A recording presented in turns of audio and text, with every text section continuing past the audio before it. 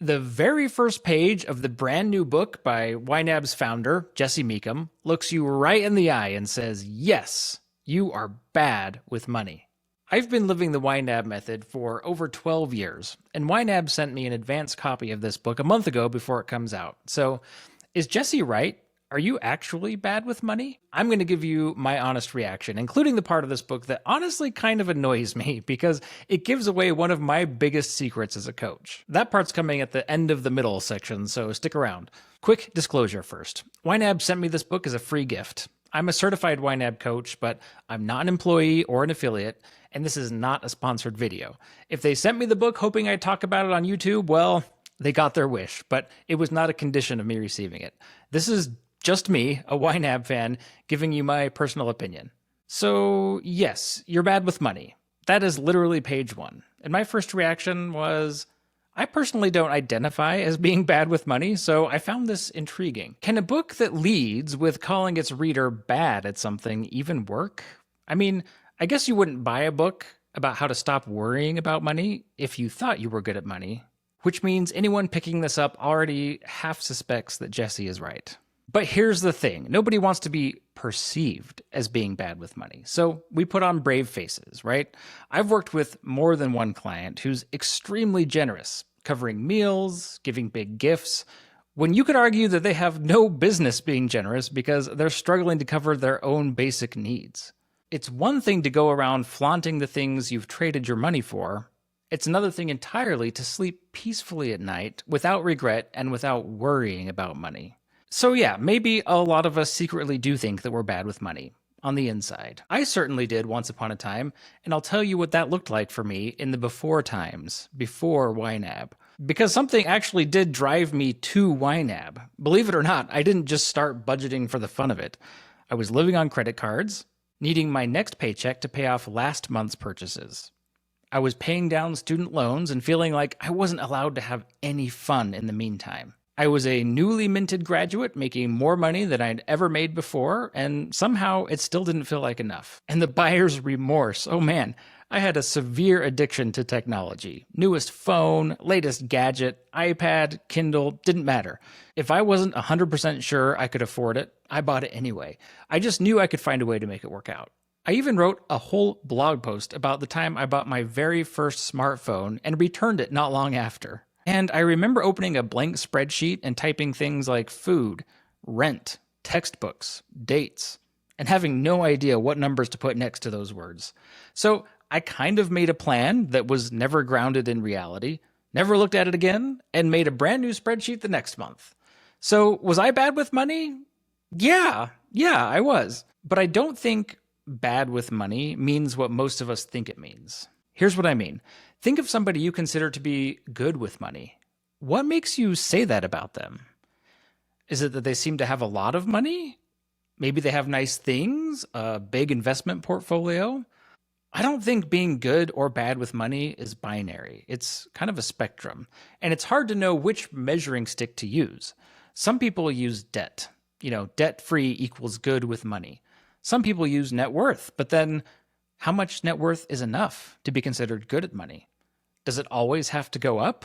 I know mine goes up and down with the markets or whenever I make a big purchase. And then, of course, there's traditional wisdom. A penny saved is a penny earned, save for a rainy day. These things prime us to think that being good with money means accumulating money.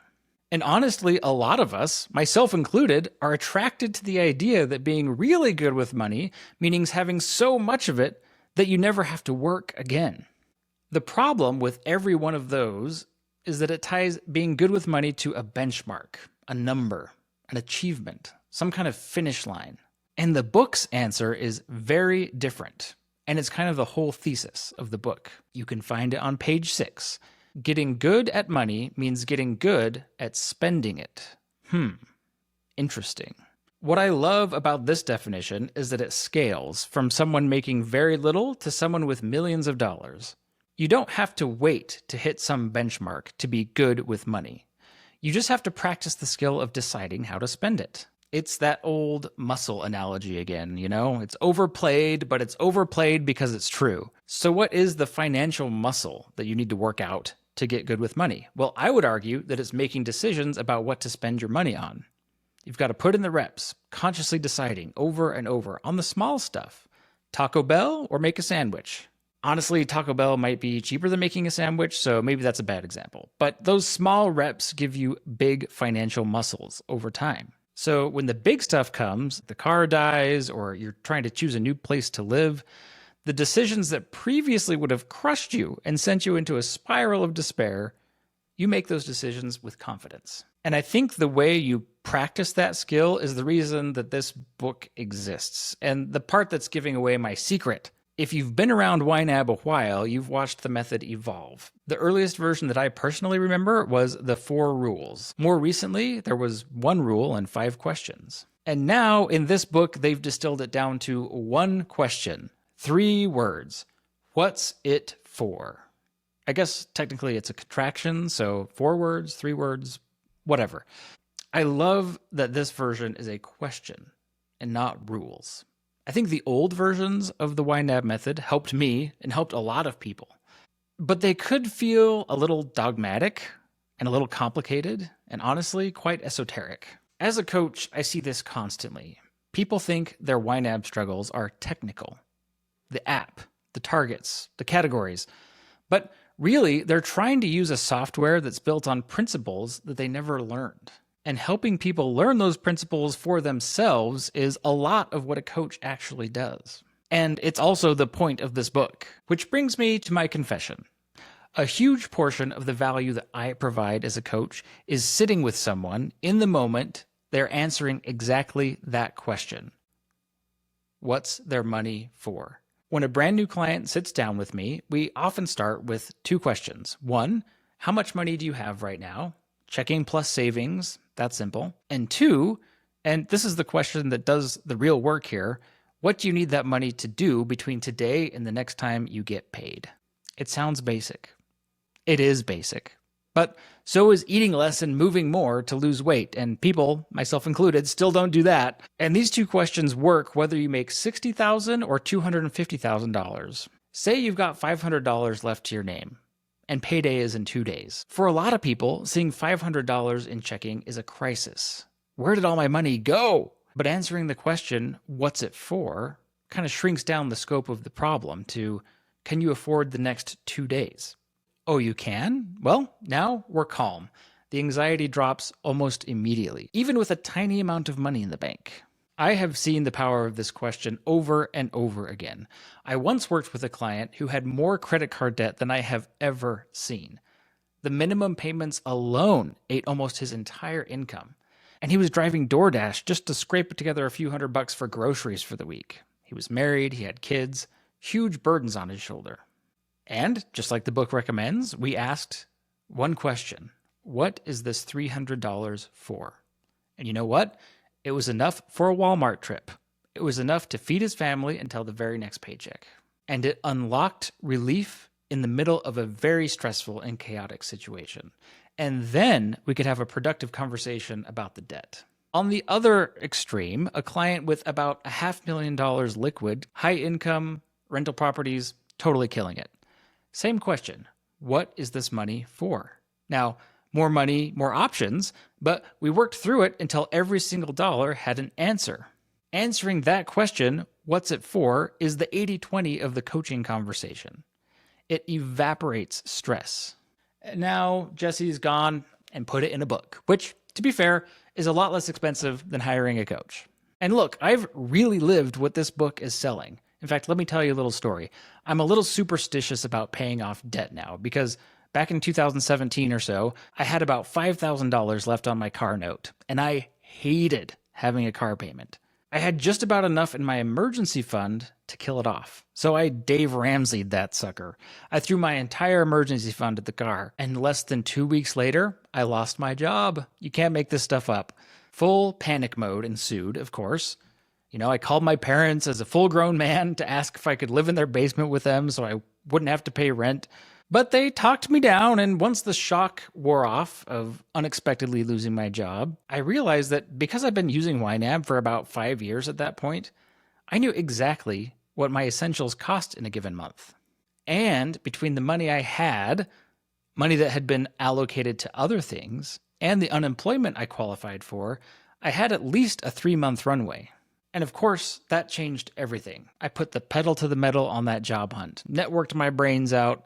I even spent money on interview clothes, on travel to out-of-state interviews without a single thought about the money, because I knew for the next 3 months, I was good. I can't imagine that stretch of unemployment if on top of the applications, the interviews, the crazy case studies the companies were making me do, I'm also worried sick about rent. That's what never worry about money again actually means. It doesn't mean that hard things stop happening. It just means that worrying about money stops being one more thing piled on top of them. Now, I'm not going to stand here and tell you this book is perfect. There's a chapter that's built on the idea that your money is you. And at first, that felt a little woo-woo to me. I get the argument. I mean, it's well written. It's well presented. We sacrifice a lot to get our money. Our time and our energy, often doing things we'd rather not be doing. So treating money carelessly or spending it carelessly means that you're treating that sacrifice carelessly. Okay, I get it. It's just not the most compelling part of the book for me, and probably not a tool I'll be whipping out often in my own coaching, but we'll see. My other small quibble is the 5 categories that Jesse mentions. He says that every time you answer the question, what is this money for? Your answer will fall into one of 5 categories, okay? It's for now, it's for later, it's for ease, it's for you, or it's for change. Every section I feel like does a decent job justifying its own existence. I think the real thing that shines through here is the testimonials in the book. I think they're genuinely great, and they do a great job illustrating how this principle applies in any imaginable scenario. People are so unique and their circumstances are so different, but all the testimonials in this book are from people who have used the principle, have used the YNAB method to have really transformational experiences in their lives. It's very cool. But to me, these 5 categories kind of smell like the old rules under a different name, so they're nice to have, but for me, not essential. So, who should actually buy this book? Well, in my opinion, 3 groups of people. First, people like me. You love YNAB, it's made a real difference in your life, and you want the latest, sharpest version of the thinking behind it. I think this book is a genuine evolution. It's the same principles that have always undergirded the YNAB method, but it's a simpler articulation, and I think that makes it more accessible. That's definitely progress. Second, and this is the group I'd highly recommend the book for, are people who have heard about YNAB, are using YNAB, or want to use YNAB, but are struggling with YNAB. A viewer recently commented on one of my videos that YNAB's book, the previous version, should be offered right inside the app. And honestly, I think they're onto something. YNAB, are you listening? If you're trying to use the app and the app feels hard, there's a good chance it's because it's built on principles you haven't learned yet. So step 1 would be read the book. See if the app doesn't suddenly make a lot more sense. And third, personal finance nerds. If your shelf already has The Millionaire Next Door, Total Money Makeover, The Wealthy Barber, you already know. Add this one to your collection. And of course, full disclosure on my verdict, I'm obviously totally biased. There was no way I wasn't going to love this book. This philosophy genuinely changed my life, and if YNAB ever goes out of business, I'll keep living the method. I guess that'll just be my cue to learn how to vibe code in my own version of the app. Okay, the book is Never Worry About Money Again. It's out August 11th, and if you want it on day 1, the non-affiliate pre-order link is in the description for your reference. Now again, I've been living by the principles in this book for over 12 years at this point, and in 12 years, you learn an awful lot. A lot about money and a lot about yourself. So jump over to this video where I share the 21 most important lessons that I've learned as a long-time YNAB user, how it's changed my life, and how it could change yours so that you too can never worry about money again.